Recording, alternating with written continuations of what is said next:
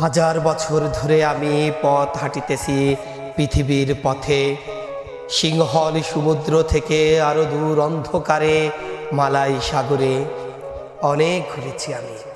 বিম্বিসার অশোকের ধূসর জগতে সেখানে ছিলাম আমি আরো দূর অন্ধকার বিদর্ভ নগরে।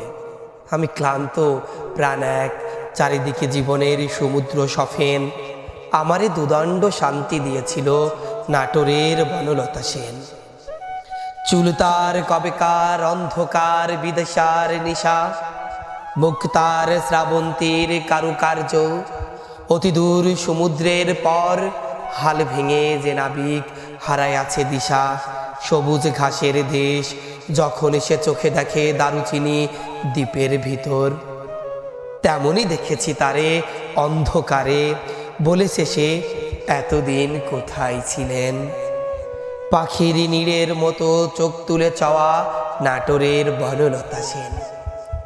সমস্ত দিনের শেষে শিশিরের শব্দের মতো সন্ধ্যা আসে, ডানার রোদের গন্ধে মুছে ফেলে চিল।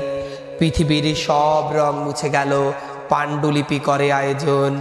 তখন গল্পের তরে জোনাকির রঙে ঝিলিমিল। সব পাখি ঘরে আসে, সব নদী ফুরাইয়ে জীবনের সব লেনদেন। থাকে শুধু অন্ধকার মুখোমুখি বসিবার বনলতা সেন।